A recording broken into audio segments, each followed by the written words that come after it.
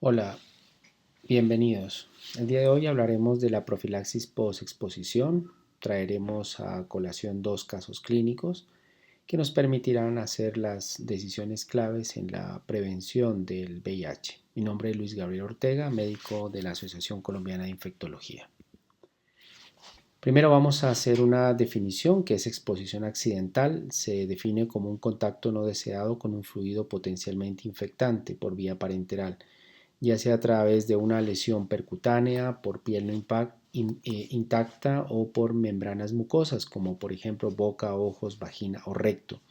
De estas se dividen en dos grupos: las exposiciones ocupacionales, aquellas que ocurren en ocasión a consecuencia de la realización de un trabajo y puede suponer un riesgo de infección para el trabajador, ejemplo de trabajador de la salud, y el otro que es la exposición no ocupacional, que es aquel contacto fuera de ese ámbito laboral, como por ejemplo la exposición sexual sin protección o fallo de la misma, la exposición parenteral en el caso de usuarios por vía intravenosa con un material contaminado, y también está la exposición a mucosas por pinchazos accidentales o mordeduras fuera de este ámbito ocupacional. Los fluidos que son potencialmente infectantes, el principal de ellos es la sangre, semen, secreciones vaginales, leche materna, líquido cefalorraquídeo, pleura, líquidos peritoneales, pericárdico, amniótico y sinovial. También incluye los tejidos de biopsias, cultivos celulares y los concentrados de virus de laboratorio.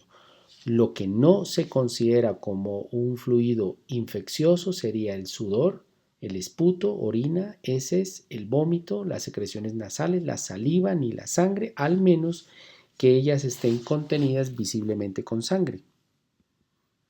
Entonces, empecemos definiendo qué es la PEP. La PEP significa profilaxis post-exposición. Es una situación de emergencia y hace parte de las estrategias de prevención combinada, como lo vimos en el primer módulo.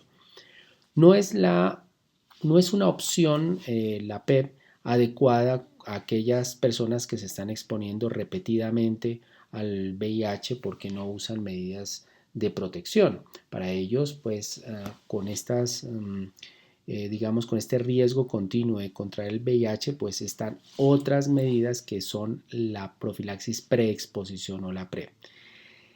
La posexposición consiste en dar 3 fármacos antirretrovirales de forma diaria durante un tiempo de 28 días después de que la persona entra en contacto potencial al VIH. Lo ideal es iniciar el tratamiento antirretroviral antes de las 72 horas, y varios estudios están de acuerdo que entre más rápido, pues mucho mejor. Incluso algunos hablan de que lo ideal es las primeras 2 horas.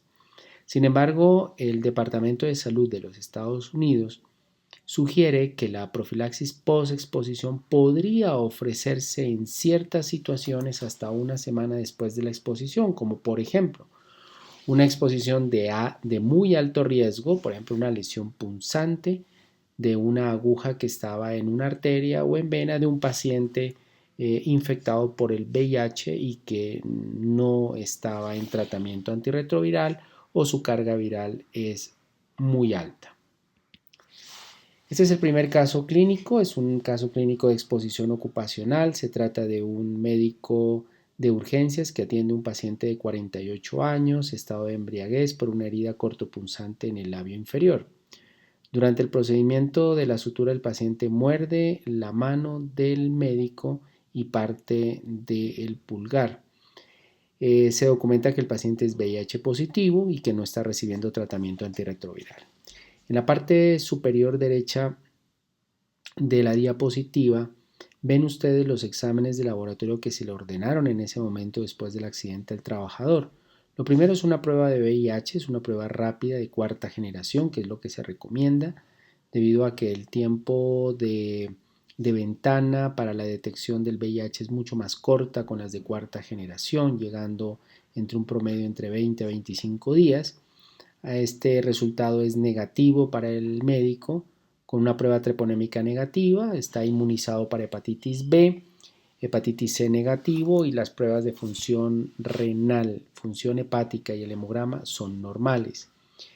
Se documenta que la fuente es un paciente con VIH, con una carga viral de más de 12.000 copias, con unos linfocitos TSD4 de 143, es decir, está en estadio 3, fase SIDA, no tiene hepatitis B, no tiene hepatitis C, no tiene sífilis y sus pruebas de función hepática y renal son normales. Lo primero que debemos evaluar pues es la evaluación del riesgo y la clasificación de este riesgo. Tengan en cuenta que lo primero es evaluar la situación de la serología del trabajador, es decir, si tiene VIH, si tiene hepatitis B y C, sífilis, etc. Y luego averiguar el estado virológico de la fuente, es decir, si la fuente tiene VIH o no tiene VIH. Y si lo tiene, pues todo el historial respecto a esto, su carga viral y otros elementos que son importantes para la decisión.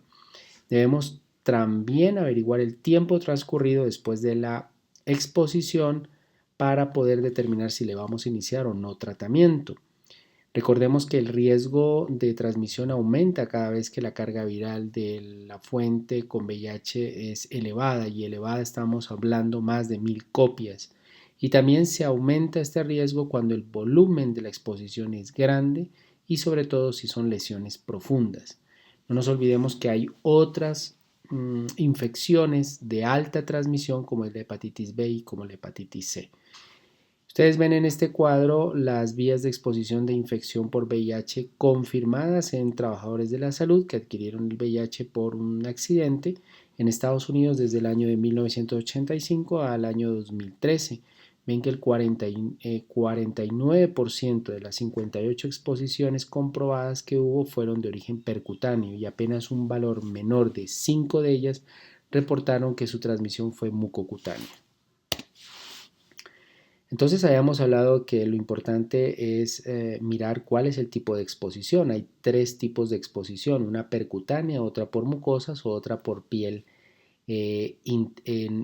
agrietada o una piel no intacta, ¿no? Entonces, la primera, que es una lesión percutánea, por ejemplo, un pinchazo con una aguja o también incluye un corte con un objeto afilado. Contacto con mucosas sería a través de boca o de la conjuntiva, en el caso de las salpicaduras. Y la otra que es con piel no intacta, por ejemplo una piel agrietada o con dermatitis y donde haya un derramamiento de líquido potencialmente infeccioso. De todas maneras, la percutánea es la de mayor riesgo con un 0.3% por cada exposición, mientras que de las mucosas es 0.09%. A veces nos preguntan si la piel intacta, donde no hay ninguna lesión en la piel y donde hay una salpicadura o un derramamiento de algún líquido infeccioso, podría transmitir el VIH, pues los estudios dicen que no, puede ser del 0%. Lo otro importante es el tipo de material infectante, en este caso la sangre es el primer lugar, luego le siguen los demás líquidos que habíamos visto como potencialmente infecciosos y aquellos líquidos que tienen contenido de sangre. Los riesgos son de muy alto riesgo si el volumen es mayor, con una carga viral mayor de 1000 de la fuente. Riesgo alto sería sangre con una carga viral elevada, o sea, un volumen de menor cantidad. Y un no alto riesgo sería cuando no es visible el contenido de sangre y el paciente o la fuente es una carga viral baja o indetectable. De todas maneras, dentro de los factores de riesgo de transmisión del VIH al trabajador de la salud sigue siendo la lesión profunda, la sangre visible en el dispositivo, la enfermedad terminal de la fuente, es decir, el estadio 3, el estadio de SIDA, y que la aguja venga de una vena que es o de una arteria, que es lo más frecuente. Entonces, por eso, dentro de los mayores riesgos de exposición es la toma de muestras directamente de vena o de arteria como uno de los riesgos más altos. Cuando se inicia un tratamiento profiláctico, por ejemplo, el uso solamente de sidobudina, un solo fármaco antirretroviral, la prevención del riesgo reduce a menos del 1%, 0.19% para ser más exactos. Así que por eso las medidas de prevención actuales en la profilaxis post-exposición consiste en dar 3 medicamentos antirretrovirales. Bueno, volvamos a nuestro caso clínico. Lo primero que vamos a hacer, ahí vemos la imagen de la mordedura del paciente al médico. Lo primero es el lavado, es un lavado con agua, con jabón, dejar fluir la sangre es una buena medida. Desinfectar la herida con un antiséptico, como por ejemplo un antiséptico yodado o la clorexidina también se puede recomendar. Y luego se cubre con un apósito. Pero lo que no se debe hacer es aplicar agentes cáusticos, aplicar alcohol de manera directa o exprimir esa área, porque todo esto aumenta el riesgo de hiperemia, aumento de la inflamación local, lo cual podría aumentar el riesgo de adquirir el VIH. Si ocurre una salpicadura en mucosas, por ejemplo en conjuntiva, pues el lavado con agua abundante o con suero fisiológico es la recomendación. Bueno, aquí vemos un cuadro del documento de consenso sobre profilaxis post-exposición ocupacional y no ocupacional que fue adoptado en las guías colombianas del año 2016. Lo que ustedes ven ahí es que se divide en tres tipos de exposición. La primera, la percutánea, segundo por mucosas y la otra que es piel de alto riesgo. Piel de alto riesgo sería la piel agrietada o con fisuras. Percutánea, si el tipo de material es sangre y es de muy alto riesgo, es decir, de una carga viral elevada de la fuente o de una carga viral que no esté suprimida, entonces en esos casos vamos a usar profilaxis post-exposición. Si el líquido contiene sangre, o sea, sangre visible, también vamos a recomendar la profilaxis post-exposición. Solamente no vamos a recomendar la profilaxis post-exposición si ese líquido corporal del material es no infectante, por ejemplo, orina, saliva, materia fecal, etc. No se recomendaría. Y en el caso de mucosas, siempre hay que individualizar porque el riesgo es mucho más bajo. Si es sangre, probablemente sí se va a iniciar profilaxis post-exposición. Si es otro líquido corporal donde no hay contenido de sangre, pues no se va a recomendar la profilaxis post-exposición. Y lo mismo va a ser en piel de alto riesgo. En sangre probablemente sí se deba usar la profilaxis, pero en líquidos que contienen sangre, pues hay que valorar individualmente y otros líquidos no se va a recomendar. En el caso clínico nuestro, pues vemos que es una mordedura humana con una solución de continuidad en la piel y la presencia de fluidos potencialmente infectantes. ¿Por qué? Porque es un paciente que tiene una herida en el labio donde la saliva se supone que también está contenido de sangre visiblemente. Por lo tanto, se considera de alto riesgo en este caso de transmisión y hay que iniciar profilaxis post-exposición, como está en la parte del cuadro número 5, que dice valorar individualmente cada caso. En general, se recomienda iniciar profilaxis post-exposición si la fuente es VIH positivo, con carga viral detectable o desconocida. Y si es VIH desconocido con factores de riesgo, también iniciar profilaxis post-exposición. Bueno, ¿qué exámenes se le van a hacer al trabajador? Se le hacen pruebas de serología, pruebas de VIH, hepatitis C, hepatitis B. En el caso de hepatitis B, los tres elementos de serología: antígeno de superficie, anticore total y el anticuerpo de superficie.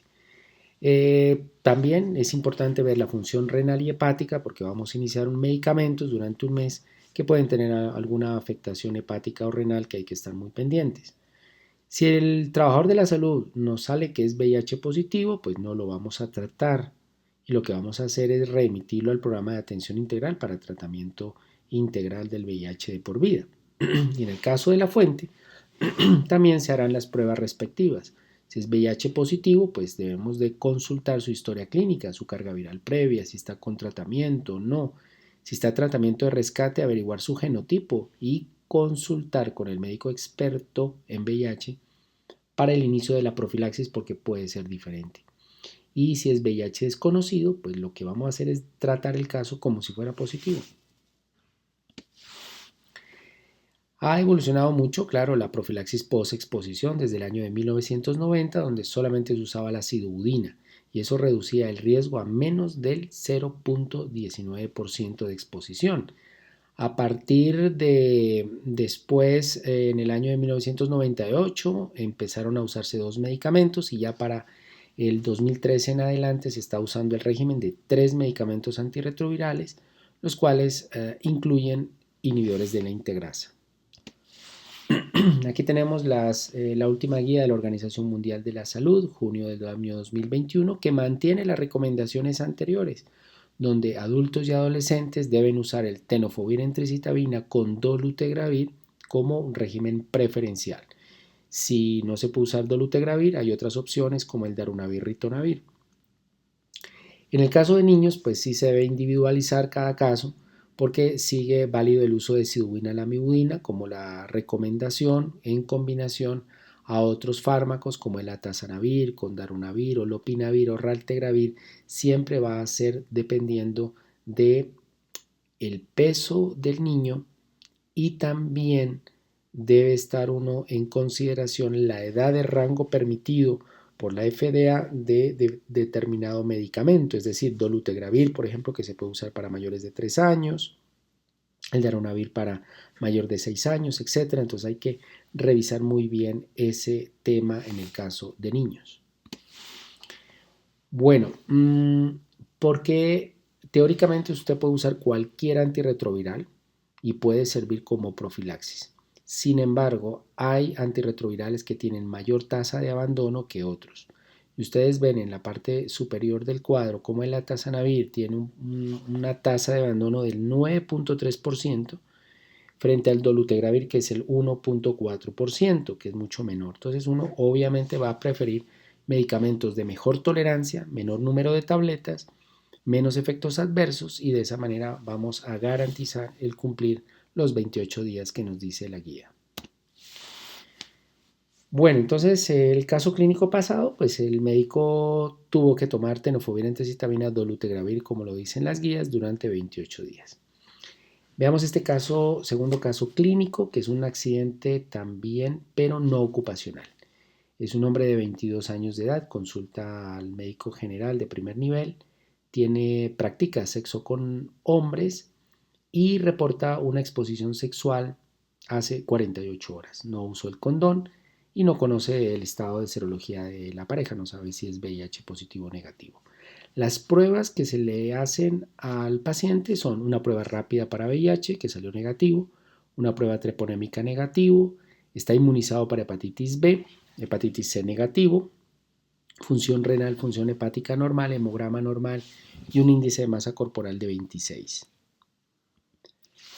Entonces, una vez nos consulta el paciente, ¿qué debemos hacer? Pues es una urgencia también. Se trata de una profilaxis post-exposición no ocupacional, es decir, una exposición fuera del lugar de trabajo que fue por vía sexual, que también pues, pudo haber sido por vía percutánea, por ejemplo, en el caso de exposiciones de riesgo como el uso de compartido por jeringas, pinchazos, y la de mayor riesgo en la exposición sexual, recuerden que es el anal receptivo, que es uno de los mayores riesgos. O sea, involucra pues hombres que tienen sexo con hombres. Entonces estas estrategias hacen parte de esto de lo que se llama la prevención combinada. Prevención combinada, que son las estrategias no solamente de uso o de enseñanza al uso del preservativo, sino que también está la profilaxis preexposición, está el tamizaje de las pruebas de VIH, la profilaxis en la transmisión materno-infantil, el testear y tratar, entre más rápido mejor para lograr una carga viral indetectable y lograr prevenir nuevas transmisiones, etc. ¿Cuál es ese riesgo entonces de adquisición no ocupacional del VIH? Y esto se ha medido en muchos estudios donde hacen un seguimiento de parejas serodiscordantes. Una pareja serodiscordante es cuando una pareja tiene VIH y la otra pareja no tiene VIH. Y se los empieza a estudiar durante cierto tiempo, generalmente un año. Y estas parejas, a algunos grupos los ponen en tratamiento antirretroviral o en profilaxis preexposición o otras como observación, ¿sí? Para mirar a ver las conductas sexuales cuando no usan preservativo, cuál es ese riesgo de transmisión. Estos estudios pues ya son bastante viejitos, pero todo nos ha mostrado que la incidencia de transmisión puede ser alta, puede llegar hasta el 9% y en otros grupos mucho más baja del 0.7% o incluso unos estudios del 0.1%. ¿Y por qué estas grandes diferencias? Porque pues hay pacientes que toman tratamiento antirretroviral en esos grupos de estudio y con esto es que se ha documentado que el paciente indetectable tiene menos riesgo de transmitir a sus parejas. De todas maneras, si no usa tratamiento antirretroviral, pues la probabilidad de transmisión del VIH a su pareja que no lo tiene es bastante significativo. Las guías del CDC a partir del año 2019 pues nos dicen las mismas pautas. Lo primero que se va a hacer en una exposición de riesgo es evaluar, iniciar lo más pronto posible la PEP, ¿no? La profilaxis post-exposición. Para eso pues usted obtiene una historia clínica del evento, cómo ocurrió el accidente, saber el estado de VIH y hepatitis B y C de la persona expuesta y de la fuente, el momento de la exposición, el tiempo del evento para ver ese riesgo. Recuerden, son menos de 72 horas para iniciar tratamiento. Si la profilaxis está indicada, pues hay que hacer más pruebas, pruebas de función hepática, renal, etc.